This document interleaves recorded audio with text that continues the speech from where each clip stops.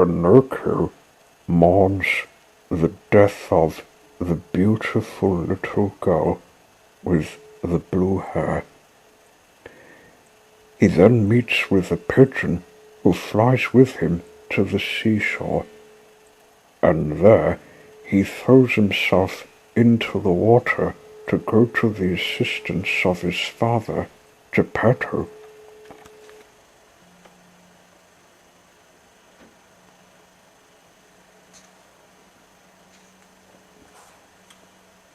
As soon as Pinocchio was released from the heavy and humiliating weight of the dog collar, he started off across the fields and never stopped until he had reached the high road that led to the fairy's house. There he turned and looked down into the plain beneath. He could see distinctly with his naked eye the wood where he had been so unfortunate as to meet with the fox and the cat. He could see amongst the trees the top of the big oak to which he had been hung. But although he looked in every direction, the little house belonging to the beautiful little girl with the blue hair was nowhere visible. Seized with a sad presentiment, he began to run with all the strength he had left, and in a few minutes he reached the field where the little white house had once stood. But the little white house was no longer there.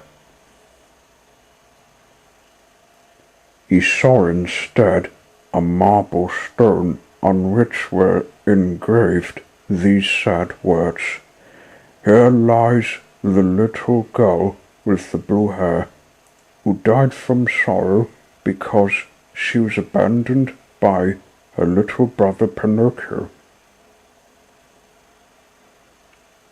Oh!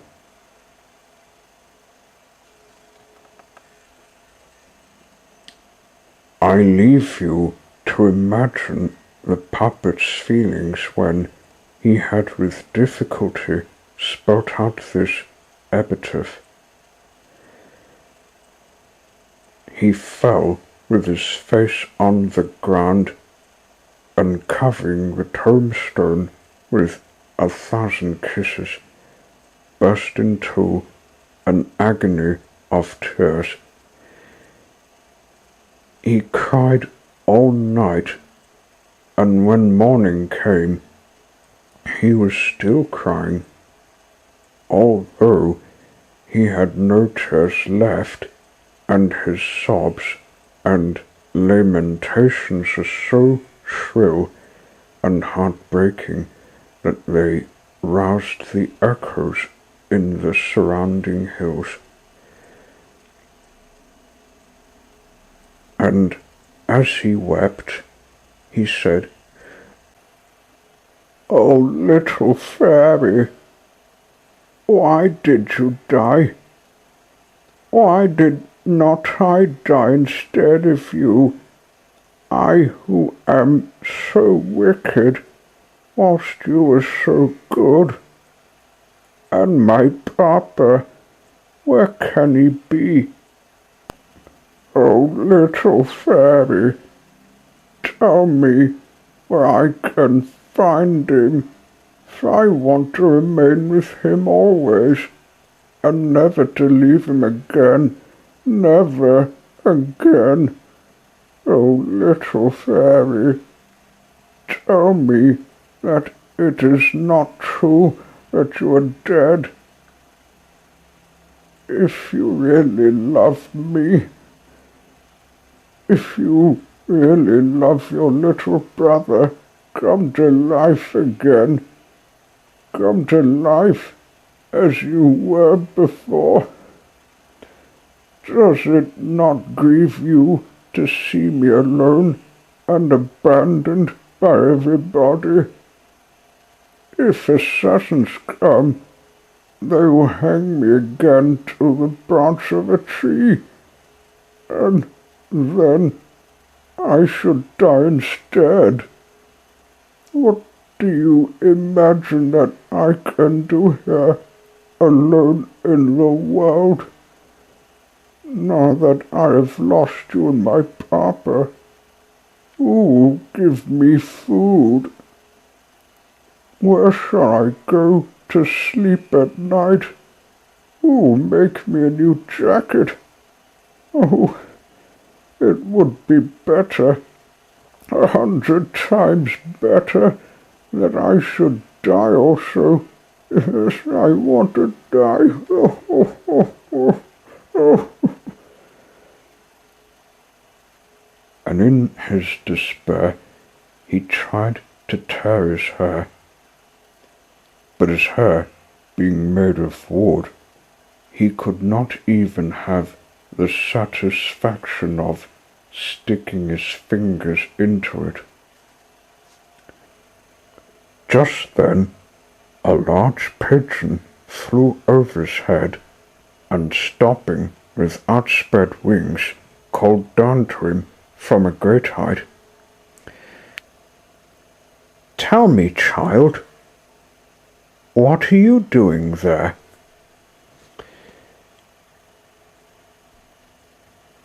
"Don't you see, I am crying," said Pinocchio, raising his head towards the voice and rubbing his eyes with his jacket. "Tell me," continued the pigeon, "amongst your companions, do you happen to know a puppet who is called Pinocchio?" "Pinocchio? Did you say Pinocchio?" repeated the puppet, jumping quickly to his feet. "I am Pinocchio."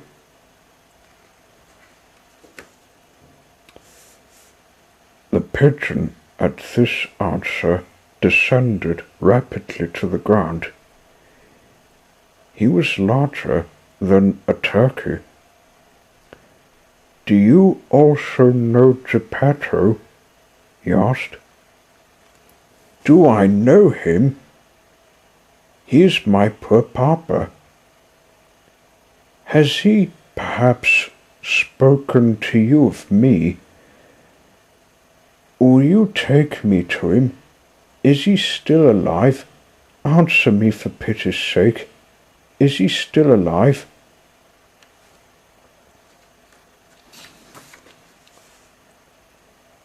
"I left him 3 days ago on the seashore." "What was he doing?" "He was building a little boat for himself to cross the ocean. For more than 3 months that poor man has been going all around the world looking for you. Not having succeeded in finding you, he has now taken it into his head to go to the distant countries of the New World in search of you." "How far is it from here to the shore?" asked Pinocchio breathlessly. "More than 600 miles. 600 miles? Oh, beautiful pigeon, what a fine thing it would be to have your wings. If you wish to go, I will carry you there." "How? Astride on my back? Do you weigh much?" "I weigh next to nothing. I'm as light as a feather." and without waiting for more, Pinocchio jumped at once on the pigeon's back, and putting a leg on each side of him, as men do on horseback, exclaimed joyfully, "Gallop, gallop, my little horse, for I am anxious to arrive quickly." The pigeon took flight, and in a few minutes had soared so high that they almost touched the clouds. Finding himself at such an immense height, the puppet had the curiosity to turn and look down, but his head spun round, and he became so frightened that to save himself from the danger of falling, he wound his arms tightly round the neck of his feathered steed. They flew all day. Towards evening, the pigeon said, "I am very thirsty, and I am very hungry," rejoined Pinocchio. "Let us stop at that Dovercote for a few minutes, and then we will continue our journey so as to reach the seashore by dawn tomorrow." They went into a deserted Dovercote, where they found nothing but a basin full of water and a basket full of lettuce. The puppet had never in his life been able to eat lettuce. According to him, it made him sick and revolted him. That evening, however, he ate his fill, and when he had nearly emptied the basket, he turned to the pigeon and said to him, "I never could have believed that lettuce is so good." "You'd better know, my boy," replied the pigeon, "that when hunger is real and there is nothing else to eat, even lettuce becomes delicious. Hunger knows nothing of whims or greed." Having quickly finished their little meal, they recommenced their journey and flew away. The following morning they reached the seashore. The pigeon placed Pinocchio on the ground, and not wishing to be troubled with thanks for having done a good action, flew quickly away and disappeared. The shore was crowded with people who were looking out to sea, shouting and gesticulating. "What has happened?" asked Pinocchio of an old woman. "A poor father who has lost his son has gone away in a boat to search for him on the other side of the water, and today the sea is tempestuous, and the little boat is in danger of sinking." "Where is the little boat?" "It is out there in a line with my finger," said the old woman, pointing to a little boat which, seen at that distance, looked like a nutshell with a very little man in it. Pinocchio fixed his eyes on it, and after looking attentively, he gave a piercing scream, crying, "It's my papa! It's my papa!" The boat, meanwhile, beaten by the fury of the waves, at one moment disappeared in the trough of the sea, and the next came again to the surface.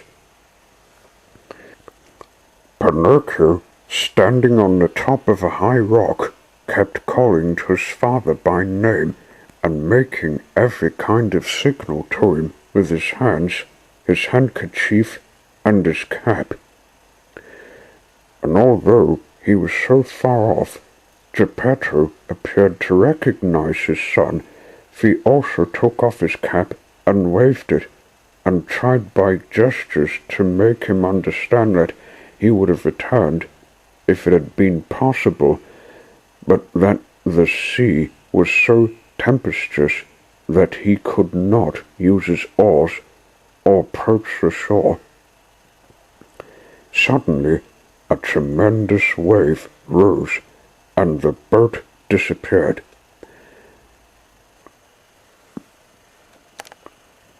They waited, hoping it would come again to the surface, but it was seen no more. "Poor man," said the fishermen who were assembled on the shore, and murmuring a prayer, they turned to go home. Just then they heard a desperate cry, and looking back, they saw a little boy who exclaimed as he jumped from a rock into the sea, "I will save my papa!" Pinocchio, being made of wood, floated easily, and he swam like a fish. At one moment they saw him disappear under the water, carried down by the fury of the waves, and next he reappeared, struggling with a leg or an arm. At last they lost sight of him, and he was seen no more. "Poor boy," said the fishermen, who were collected on the shore, and murmuring a prayer, they returned home. Pinocchio arrives at the island of the Busy Bees and finds the fairy again. Pinocchio, hoping to be in time to help his father, swam the whole night.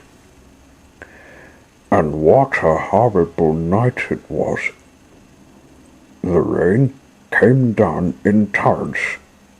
It hailed, the thunder was frightful, and the flashes of lightning made it as light as day.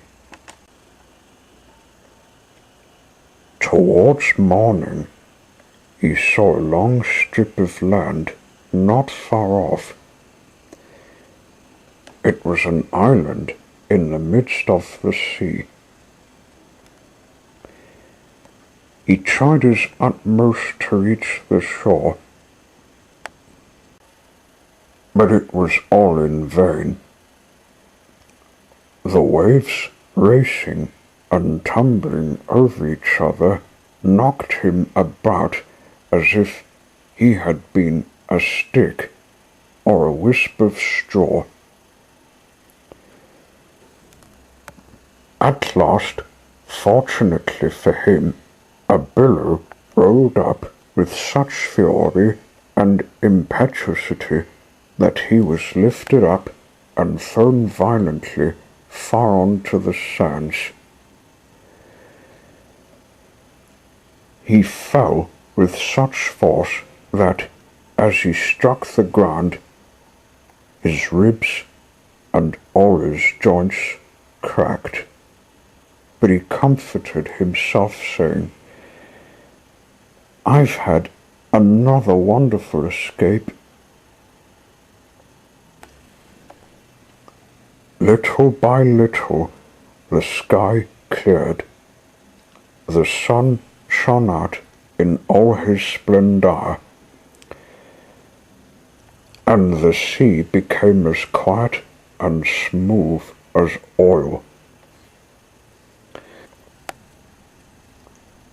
The puppet put his clothes in the sun to dry and began to look in every direction in hopes of seeing on the vast expanse of water a little boat with a little man in it.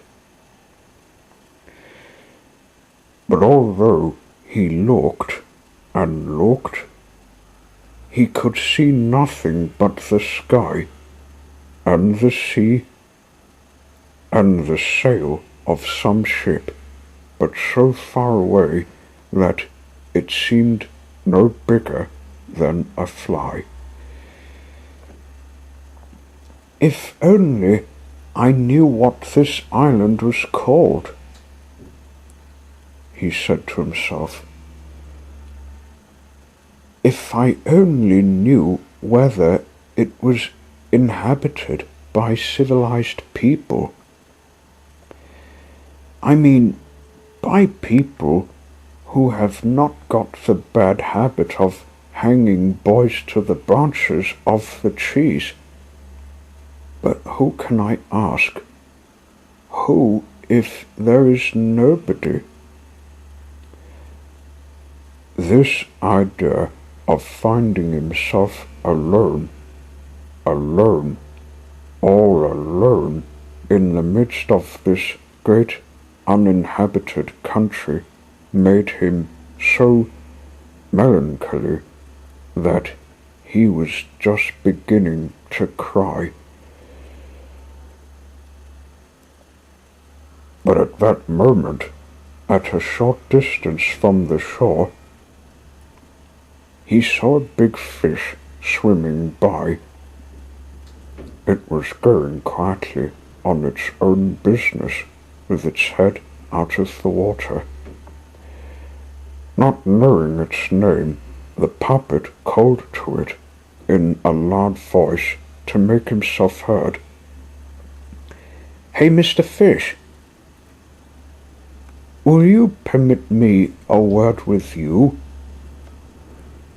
"So if you like," answered the fish, who was a dolphin, and so polite that there were few like him in any sea in the world. "Will you be kind enough to tell me if there are villages in this island where it would be possible to obtain something to eat without running the danger of being eaten?" "Certainly there are," replied the dolphin. "Indeed, you will find one at a short distance from here." "And what road must I take to go there?"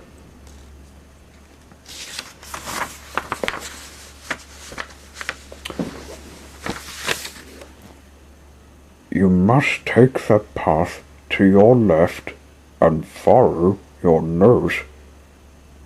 You cannot make a mistake." "Will you tell me another thing? You who swim about the sea all day and all night, have you by chance met a little boat with my papa in it?" "And who's your papa?" "My papa's the best in the world, whilst it would be difficult to find a worse son than I am." "During the terrible storm last night," answered the dolphin, "the little boat must have gone to the bottom." "And my papa?" "He must have been swallowed by the terrible shark, who for some days past has been spreading devastation and ruin in our waters." "Is this shark very big?" asked Pinocchio, who was already beginning to quake with fear. "Big," replied the dolphin. "To give you some idea of his size, I need only tell you that He is bigger than a 5-storied house, and that his mouth is so enormous and so deep that a railway train with its smoking engine could pass easily down his throat." "Mercy upon us!" exclaimed the terrified puppet, and putting on his clothes with the greatest haste, he said to the dolphin, "Goodbye, Mr. Fish. Forgive me for the trouble I have given you, and many thanks for your politeness." He then took the path that had been pointed out to him, and began to walk fast, so fast indeed that he was almost running.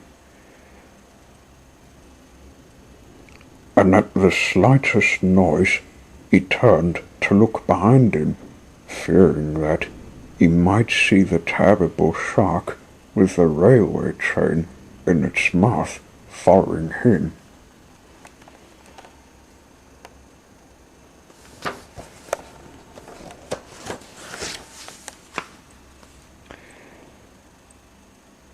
After a walk of half an hour, he reached a little village called the Village of the Busy Bees. The road was alive with people running here and there, minding their own business. All were at work, all had something to do. You could not have found an idler or a tramp, not even if you had searched for him with a lighted lamp.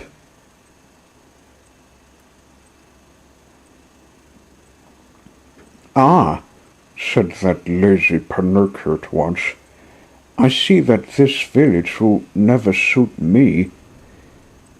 I wasn't born to work." In the meanwhile he was tormented by hunger, for he had eaten nothing for 24 hours, not even lettuce. What was he to do? There were only 2 ways by which he could obtain food, either by asking for a little work, or by begging for a halfpenny, or for a mouthful of bread.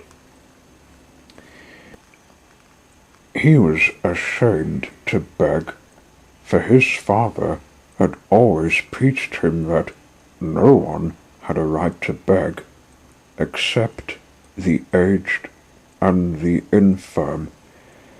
The really poor in this world, deserving of compassion and assistance, are only those who from age or sickness are no longer able to earn their own bread with the labor of their hands. It is the duty of everyone else to work, and if they will not work, so much the worse for them if they suffer from hunger. At that moment a man came down the road, tired and panting for breath. With pain and difficulty he was dragging along 2 carts full of charcoal. Pinocchio, judging by his face that he was a kind man, approached him, and casting down his eyes with shame, he said to him in a low voice, "Would you have the charity to give me a halfpenny, for I am dying of hunger?" "You shall have not only a halfpenny," said the man, "but I will give you 2 pence, provided that you help me to drag home these 2 carts of charcoal." "I am surprised at you," answered the puppet in an offended tone. "Let me tell you that I am not accustomed to do the work of a donkey. I have never drawn a cart, so much the better for you, answered the man. Then, my boy, if you are really dying of hunger, eat 2 fine slices of your pride, and be careful not to get indigestion. A few minutes afterwards, a mason passed down the road carrying on his shoulders a basket of lime.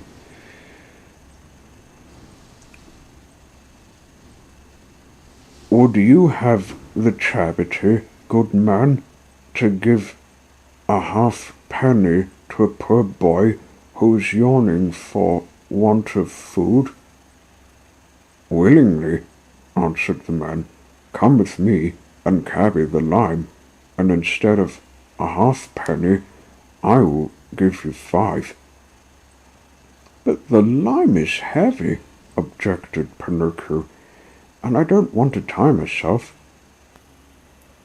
If you don't want to tie yourself, then, my boy, amuse yourself by yawning, and much good may it do you.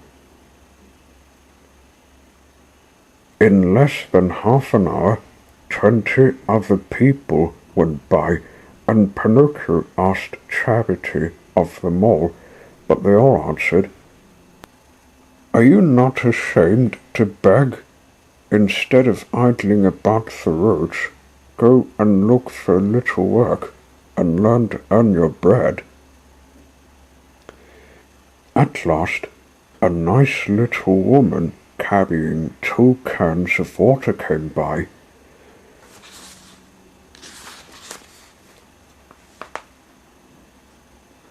Will you let me drink a little water out of your can?